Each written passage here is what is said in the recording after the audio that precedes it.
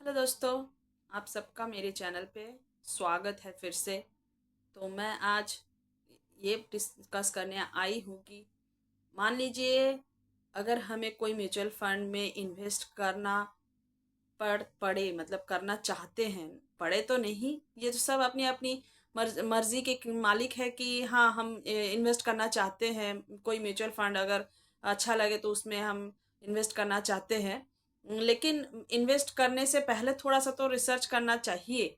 और किसी की बात पे तो सुन के हम लोग एकदम तुरंत उसमें जाकर के इन्वेस्ट नहीं कर सकते हैं।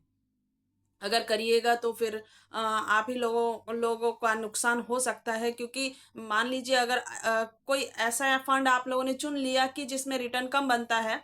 और आप हमेशा दोस्तों से फिर यहाँ वहाँ से कहीं पर भी कहीं से भी न्यूज़ सुन लेते हैं। कहीं कहीं चौक पे, कहीं मोड़ पे, कहीं पर भी बैठकर थोड़ा सा अगर डिस्कस हो सकता है लोगों के साथ, तो उसमें अगर आप मान लीजिए कि सुन लिए हैं कि म्यूचुअल फंड से अच्छा पैसा बन रहा है।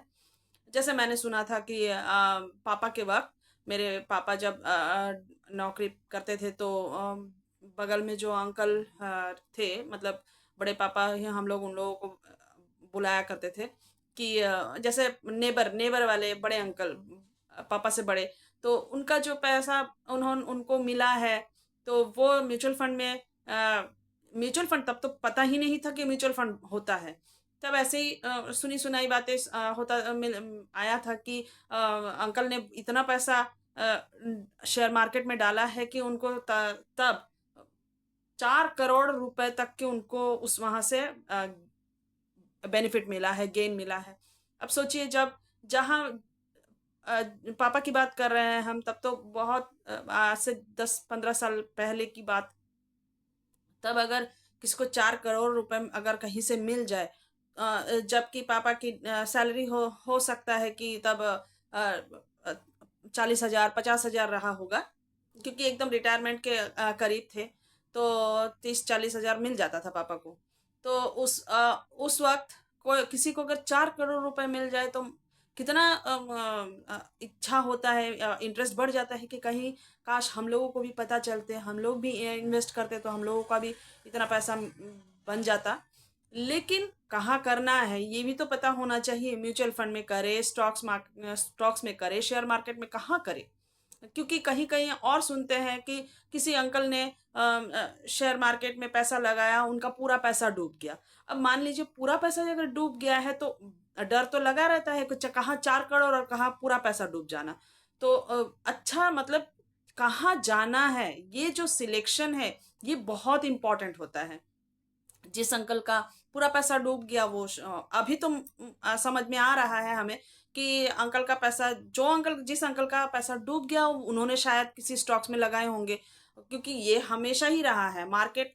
तब तो इस तरह से ऑनलाइन इंटरनेट पे कुछ हुआ नहीं करता था। तब तो जैसे वो लोग ऐसे ही खरीदा करते थे पेपर वेपर में, जैसे खरीदते थे, तो उन लोगों को उस हिसाब से अपडेट नहीं मिलता था। हाँ, अगर जानकारी नहीं मिलती थी तो क्या होता था, जैसे ही पैसा डाउन होता था मार्केट, वैसे ही पैसे डाउन होने लगता था। अगर अपना खुद का जो कैपिटल उसी में से अगर माइनस जाते रहा रहा तो ऑब्वियसली डर लगता है। हो सकता है ऐसा कुछ हुआ होगा तो अंकल ने फिर पैसा रिडीम कर लिए होंगे। मान लीजिए कि कहीं 100 रुपए लगाए होंगे तो घट के अगर 80 रुपए रह गया, तो अंकल को लगा होगा कि उससे अच्छा भाई पैसे जितना मेरा 80 रुपए बचा है ये निकाल लूं, नहीं तो ये भी कहीं निकल जाए तो मेरा पूरा पैसा चला जाएगा। तो इसी कारण से अंकल को लॉस हुआ। और ये चीज लॉस हुआ इसका मतलब उन्होंने किसी से शेयर किया होगा, और शेयर करने से क्या होता है, बात फैल जाती है।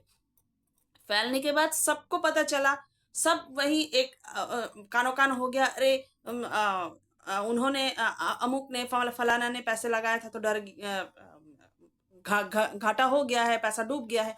तो इससे क्या हो गया, सब जैसे उनके साथी हैं उन लोगों में डर बैठ गया। तो अगर कोई इंटरेस्ट दिखाना भी चाहे तो नहीं दिखाएगा। घर में जो स्पाउस रहते हैं वो भी, उनसे भी अगर बात शेयर कर करते हैं तो वो भी आकर फिर उनको पीछे खींच लेते हैं। नहीं भाई, पैसा हम लोगों का बहुत हार्ड अर्निंग मनी होता है तो नहीं हम डाल सकते हैं, इस तरह से रिस्क नहीं ले सकते। तो क्या हुआ है, तो एक तरह से शेयर मार्केट बदनाम हुआ है।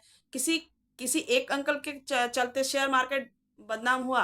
और किसी एक अंकल के वजह से लालच भी बढ़ा, लेकिन लालच से डर ज्यादा हावी हुआ है। तो इसमें क्या होता है, जो पैसा अगर लगाना चाहे वो भी फिर अब लगा नहीं नहीं पाते हैं। वो लोग सोचते हैं कि इससे अच्छा है भाई 6% 7% का एफडी हम लोगों का अच्छा है, पैसा तो एटलीस्ट सेफ रहेगा। आखिर में जितना हमें इन्फ्लेशन मार खाना है वो, तब तो इन्फ्लेशन वगैरह भी कुछ उतना समझ में नहीं आता होगा, लेकिन फिर भी इतना तो समझ में आता था कि हाँ जितना बचा भाई उसी को हम लोग एफडी में डाल देते हैं, आखिर में इतना पैसा मिल जाता था। और क्या है ना, जो एफडी में रेट एक के पीछे एक फिर सबको इन्वेस्ट करता है। एक एक ने एफडी में किया, वही चर्चा दूसरे के साथ हुआ, तो वो उनको भी फिर सेफ लगा। वो भी सोचे कि हाँ चलो एफडी में ही कटा लेते हैं, आरडी में भी कटा लेते हैं। तो इस तरह से पैसा अपना एफडी आरडी में सब कटा के रख लेते थे, इंश्योरेंस में रख लेते थे।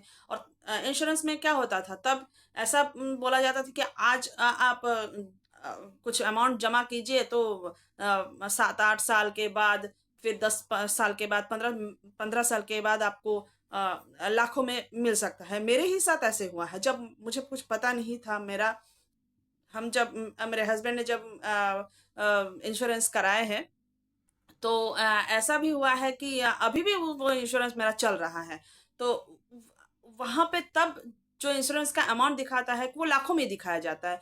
और 10 15 20 साल के पहले अगर ये उस मनी का वैल्यू इतना ज्यादा होता है, इतना ज्यादा लगता है कि बाप रे बहुत ज्यादा है, लाखों में मिलेगा मतलब बहुत ज्यादा मिलेगा। लेकिन तब ये कोई समझाता नहीं है कि इन्फ्लेशन का जो मार है वो इस पैसों पे जब पड़ेगा तो उसका हम लोगों को कुछ उतना बेनिफिट रहेगा नहीं।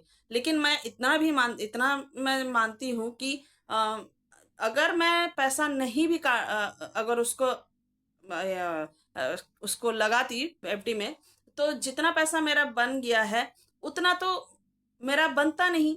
मान लीजिए कि अगर मैं 100 रुपए डाली हो और उसका, मान लीजिए एग्जाम्पल फॉर एग्जाम्पल 150 रुपए बन गए, तो 50 रुपए तो मेरे बच गए। अगर मैं लगाती ही नहीं पैसे एफडी में तो पैसा मेरा घट जाता, वो कहीं खर्च हो जाता। तो उससे तो अच्छा कि हाँ 50 रुपए तो बन गए, लेकिन हाँ इसमें क्या है, थोड़ा सा रिटर्न हम लोगों को कम मिलता है। तो ये जो है एफडी वाले, तो यही वाले पापा लोगों के वक्त हुआ करता था। अभी भी बहुत कोई एफडी में भरोसा करते हैं, लेकिन हाँ थोड़े से जो इसके बारे में जानते हैं, इन म्यूचुअल फंड्स के बारे में जानते हैं, तो उन वो लोग थोड़ा अभी हिम्मत करने लगे हैं। न्यू जनरेशन जो है वो थोड़ा हिम्मत करने लगे हैं।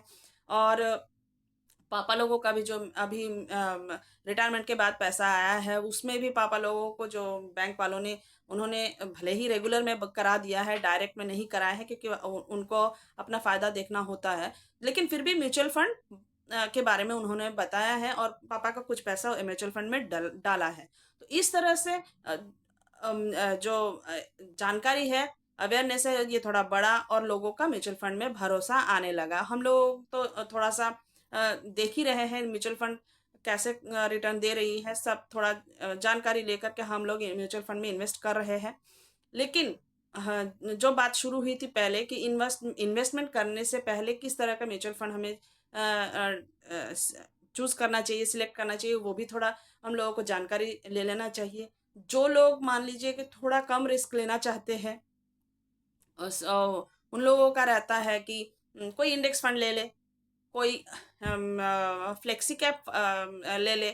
तो इसमें क्या होता है, लार्ज कैप ज़्यादा होता है, इसमें पैसा गिरता कम है, घटता डाउनफॉल कम आता है, तो इसमें पैसा हम लोगों का रह जाता है। और किसी का मान लीजिए कि एग्रेसिव है, तो वो लोग मिड कैप में चले जा सकते हैं, मल्टी कैप में जा सकते हैं, क्योंकि मल्टी कैप में mid cap, small cap, large cap, ये सबका ये 25% का होता है, डालना ही होता है। तो जो थोड़ा सा रिस्क ले सकते हैं तो वो मल्टी कैप में जा सकते हैं। और एकदम जो बहुत ज़्यादा रिस्क लेना चाहते हैं, जिनमें हिम्मत है, बहुत सालों से मार्केट से जुड़े जुड़े हुए हैं, वो लोग डरते नहीं है, तो उन लोगों का बहुत मैक्सिमम आप सुनिएगा, बहुत अच्छे अच्छे पॉडकास्ट में बड़े बड़े लोगों का कहना होता है कि उनका मैक्सिमम पैसा स्मॉल कैप में होता है।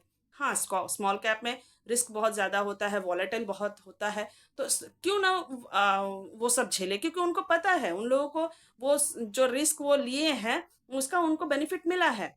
तो अच्छा परसेंट लेने के लिए तो हमें वॉलेटिलिटी झेलनी पड़ेगी।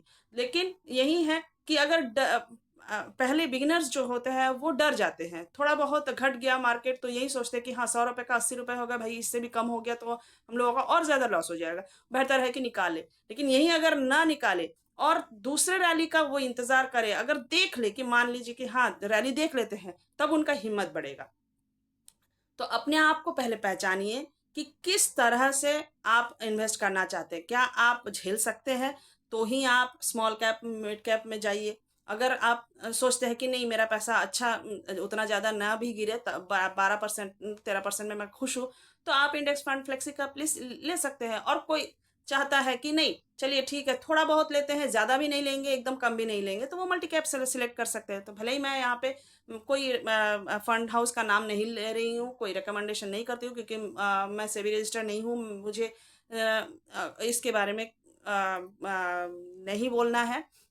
खाली मैं आप लोगों को बता सकती हूँ कि मैंने कैसे इन्वेस्ट किया है। मैं मेरा जो सोच है इसी तरह का है कि मैं कैसी हूँ, और आप लोग भी किस तरह से कर सकते हैं। तो अगर वीडियो अच्छा लगे तो प्लीज़ लाइक और सब्सक्राइब ज़रूर कीजिएगा। इस तरह से मैं वीडियो लाती रहूँगी। तब तक के लिए बाय।